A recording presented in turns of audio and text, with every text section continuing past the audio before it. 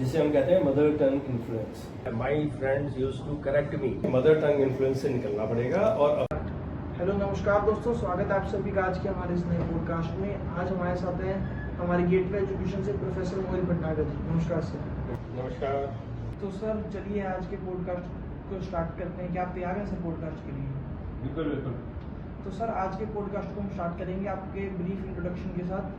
क्या क्या आपकी अचीवमेंट्स आपकी लाइफ में, कहाँ अभी आप सर्व कर रहे हो और क्या आपका ओवरऑल एक्सपीरियंस है सर? ठीक है सर, इससे स्टार्ट करते हैं। ओके गणेश, जैसे तुमने पूछा कि मेरा एक्सपीरियंस क्या है और मैंने कहाँ कहाँ काम किया है और मेरे अचीवमेंट्स के बारे में, तो मैं यहाँ से शुरुआत करूँगा कि मैंने अपना जो करियर है वो मार्केटिंग से शुरू किया। 96 के अंदर मैंने सबसे पहले अपनी जॉब ज्वाइन करी टेक्नोलॉजी नेटवर्क लिमिटेड, जो कि एक गोदरेज अंडरटेकिंग कंपनी थी, जिसके अंदर हम इलेक्ट्रॉनिक टाइपराइटर्स को मार्केट किया करते थे। उसके बाद जो मेरे मैनेजर थे उन्होंने मुझे पिकअप किया और फार्मास्यूटिकल लाइन्स के अंदर उन्होंने मुझे इंट्रोड्यूस किया। वहाँ से जो मेरा करियर शुरू हुआ फार्मास्यूटिकल्स का, वहाँ से मैं गया राजस्थान। दिल्ली से राजस्थान में मैंने काफ़ी काम किया। वहाँ से मैंने फिर फार्मास्यूटिकल्स से ही as a regional sales manager marketing Rajasthan BRS लिया 2006 के अंदर, और उसके बाद मैं टीचिंग लाइन में आया। 2007 के अंदर मैंने अपना फर्स्ट टीचिंग के लिए असाइनमेंट लिया। मैं फ्रीलांसिंग करता था अलग अलग कॉलेजेस के अंदर जाके, कम्युनिकेशन से रिलेटेड, पर्सनैलिटी डेवलपमेंट के रिलेटेड। और इसी जर्नी के दौरान डिफरेंट कॉलेजेस के अंदर काम करते करते आज मैं गेटवे के अंदर पिछले 8 साल से लगभग असिस्टेंट प्रोफेसर के तौर पर अप्लाइड साइंसेस के अंदर काम कर रहा हूँ। इस टाइम मैं head of the applied science के पद पर हूँ गेटवे के अंदर, गेटवे एजुकेशन के अंदर। और इसी के साथ साथ हम फिनिशिंग स्कूल को भी यहाँ पे चला रहे हैं। हमारा बेसिकली जो काम है गेटवे के अंदर फिनिशिंग स्कूल्स को लेके, अगर मैं थोड़ी सी आपको बताऊँ तो हम बच्चों को यहाँ पे एक तरीके का फिनिशिंग करते हैं उनकी कम्युनिकेशन के अंदर, किस तरीके से उनको अपने आप को रिप्रेजेंट करना है कंपनीज के अंदर in terms of their communications in English, और हम उनको इंटरव्यूज़ के अंदर किस तरीके से वो अपने आप को रिप्रेजेंट करें, क्या उनका पहनावा होना चाहिए, किस तरीके से उनका बिहेवियर होना चाहिए, कितनी उनकी इंटोनेशन, वॉइस इंटोनेशन कितनी लाउड, कितना स्लो, और ये सारा कुछ हम इसके अंदर फिनिशिंग स्कूल के अंदर उनको सिखाते हैं।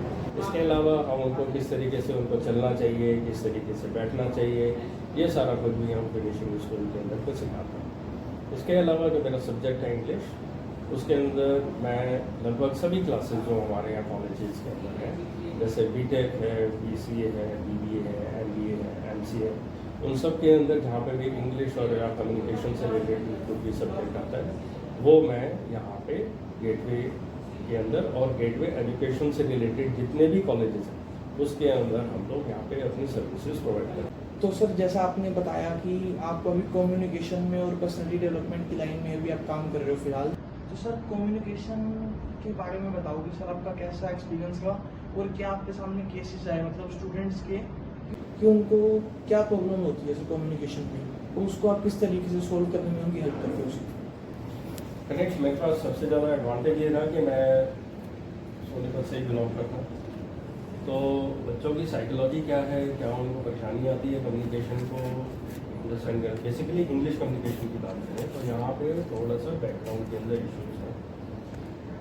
विद्यार्थियों के जो पेरेंट्स हैं वो बहुत ज़्यादा इस लेवल पे नहीं हैं कि वो बहुत ज़्यादा अपने बच्चों को ये इंग्लिश बैकग्राउंड यहाँ पे प्रोवाइड करा सकें। यहाँ पे जनरली जो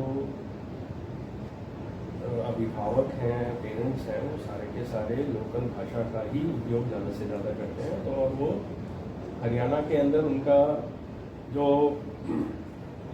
जिसे हम कहते हैं मदर टंग इन्फ्लुएंस इंग्लिश के अंदर वो बहुत ज़्यादा आता है और हरियाणवी भाषा का बहुत ज़्यादा टोन आता है, जिसकी वजह से बच्चे का कॉन्फिडेंस डाउन रहता है इंग्लिश को बोलते टाइम और पढ़ते टाइम। तो मुझे इस चीज़ की साइकोलॉजी इसलिए ज़्यादा अच्छे से समझ में आई क्योंकि मैं यहीं से ही पढ़ा लिखा हूँ और मेरे को जो मैं अपने अपने स्कूल टाइम के अंदर और कॉलेज टाइम के अंदर जब बच्चों से इंटरेक्ट करता था तो मेरे को ये चीज़ दिखाई देती थी कि उन लोगों के साथ ये समस्या है। मेरे साथ थोड़ा सा ये एडवांटेज रहा क्योंकि मेरे पेरेंट्स दोनों पढ़े लिखे थे, मेरे फादर खुद लेक्चरर थे हिंदू कॉलेज में, तो उनके साथ जब वो इंटरेक्शन करते थे तो वो बीच बीच में इंग्लिश का भी यूज़ करते थे, तो हम थोड़ा सा उससे फैमिलियर रहे। और दूसरा एक और चीज़ है वो है रीडिंग, जो कि एक बहुत बड़ा फैक्टर है, जो कि विद्यार्थी यहाँ पे रीडिंग नहीं करते हैं बिल्कुल भी। रीडिंग करना बहुत ज़रूरी है अगर आपको लैंग्वेज के अंदर कमांड करनी है, बेसिकली इंग्लिश या कोई भी लैंग्वेज। तो ये एक बहुत बड़ा फैक्टर है जिसकी वजह से विद्यार्थियों को बहुत ज़्यादा समस्या आती है। और रीडिंग भी अगर करते हैं तो रीडिंग वो करते हैं सिर्फ मन में, आइज से, जैसे कहते हैं, हम कहते हैं that is called reading from the eyes.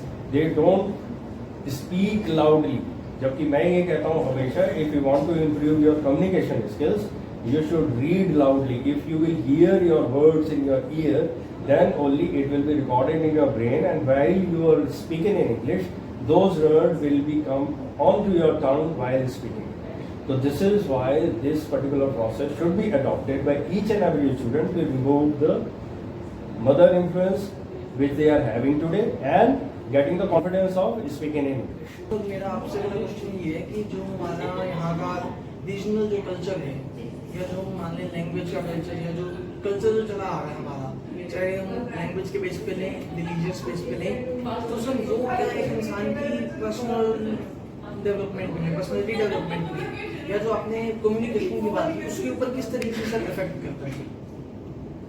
Next हमारा बड़ा वैलिड क्वेश्चन है कि हम किस तरीके से कम्युनिकेशन को कल्चरल और जो स्टेट जो लैंग्वेज है, जिसे हम अगेन मैं वही बात करूँगा मदर टंग इन्फ्लुएंस, उसको किस तरीके से बैरियर को हम तोड़ सकते हैं।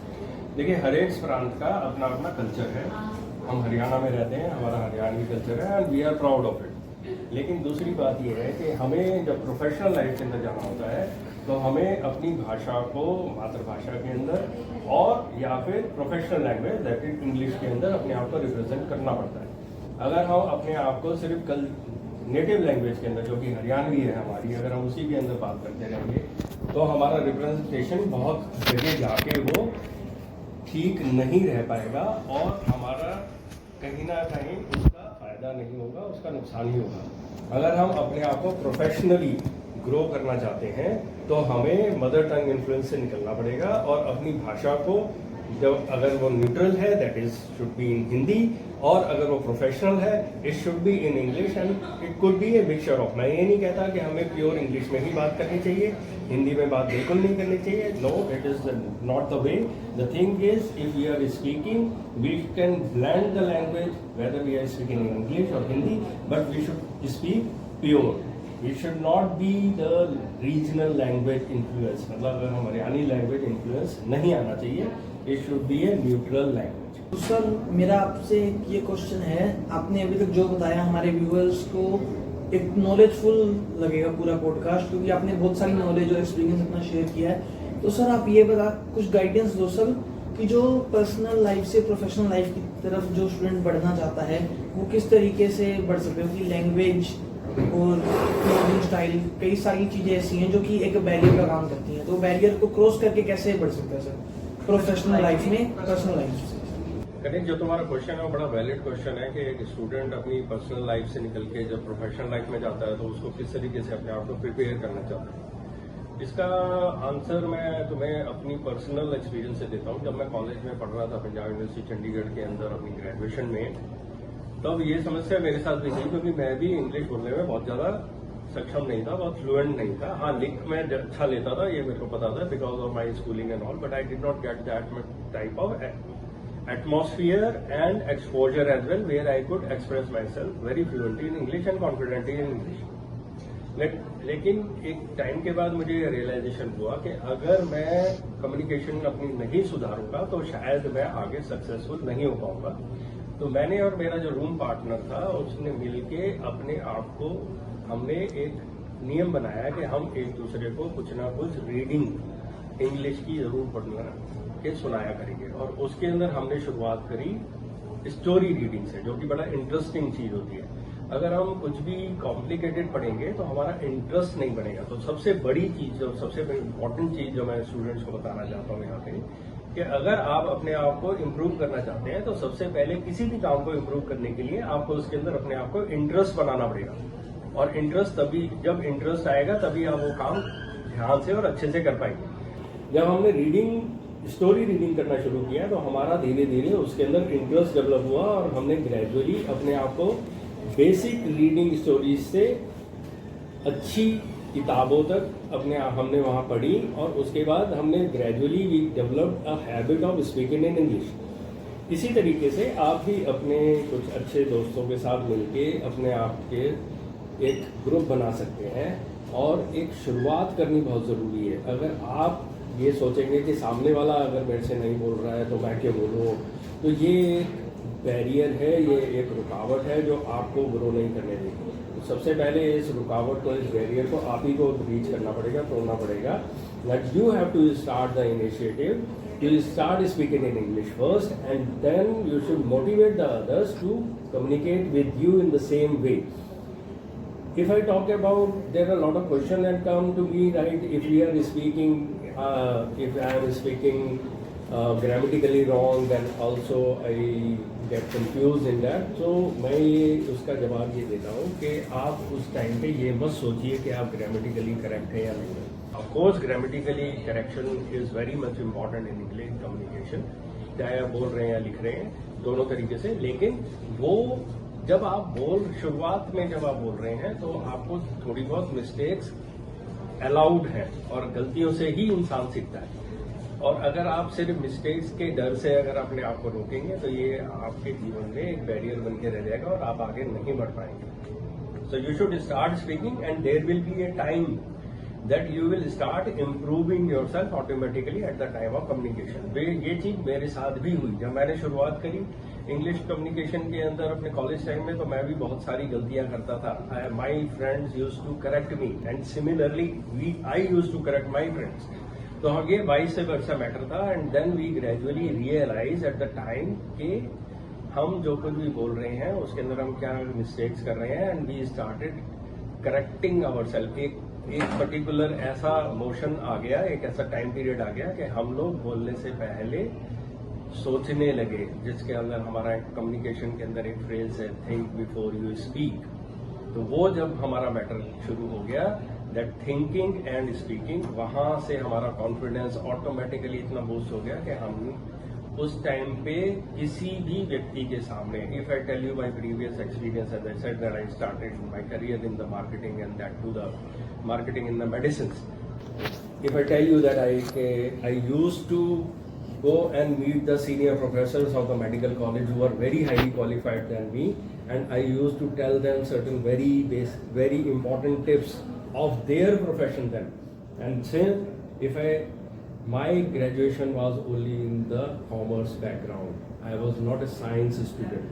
But if a background, if does it could be a barrier for me? No, it wasn't a barrier for me because I could speak good.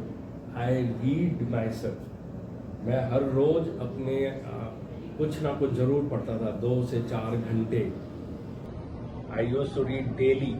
तो उससे मैंने अपनी नॉलेज इंप्रूव करी। जब मेरी नॉलेज इंप्रूव करी तो मेरी कम्युनिकेशन इंप्रूव हुई। जब मेरी कम्युनिकेशन इंप्रूव हुई तो मेरा कॉन्फिडेंस इंप्रूव हुआ, बॉडी लैंग्वेज इंप्रूव हुई, and this help me a lot to grow in the profession. तो इसलिए अगर आपको भी अपने आप को आगे ग्रो करना है तो अपनी कम्युनिकेशन को इम्प्रूव करना ही पड़ेगा। ये पता चला कि एक विद्यार्थी जीवन में, जो विद्यार्थी है, उसको अपनी लैंग्वेज के ऊपर, कम्युनिकेशन स्किल्स और पर्सनालिटी डेवलपमेंट स्किल्स के ऊपर काम करना ही करना चाहिए सर। तो सर, जैसे बहुत से हमारे ऐसे नॉन स्टूडेंट्स हैं, फ्रेंड्स हैं, जो सर इसके ऊपर काम करना चाहते हैं पर वो किसी न किसी वजह से वो नहीं कर पा रहे, उनको एक प्रॉपर गाइडेंस नहीं मिल रही। तो सर, क्या आप उनको गाइडेंस देकर किस तरीके से आप उनकी हेल्प कर सकते हो sir? Ganesh, as per your question that how we can improve or help the student to improve his or her communication skills. As per the concern of this particular question, if I talk about that, the Gateway Education is already providing a particular platform for them, that is in the name of Finishing School. In Finishing School, we have here 5 faculty members, those who are working for all the branches for all the students of the Gateway Education to improve in their personality development, communication skills, and other skills, etc. And we take them to the highest level of the improving their interview skills, CV making, and all that. If anyone who is not belonging to the Gateway and need our help in that, we are very happy to do that. Ganesh can share my number or email ID to anyone. We will be very happy to help anyone, whether it is he or she is a student, professional, or anyone, to improve their communication skills. Thank you. Sir आपका बहुत बहुत धन्यवाद, आपने हमारे साथ इतनी valuable चीज़ें share की, नॉलेजफुल बातें थी आपकी, आपने अपना कीमती समय हमारे व्यूअर्स के लिए दिया सर। सर उम्मीद है आपके साथ ऐसी आगे और नई सीरीज में बात करेंगे नए टॉपिक के ऊपर। आपका बहुत बहुत धन्यवाद sir. Thank you, Tanik. It was nice meeting you and having a word with you all.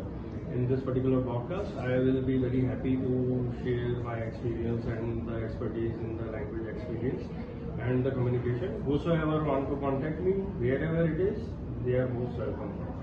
Okay, sir. Thank you very much Thank you, for sir. this podcast.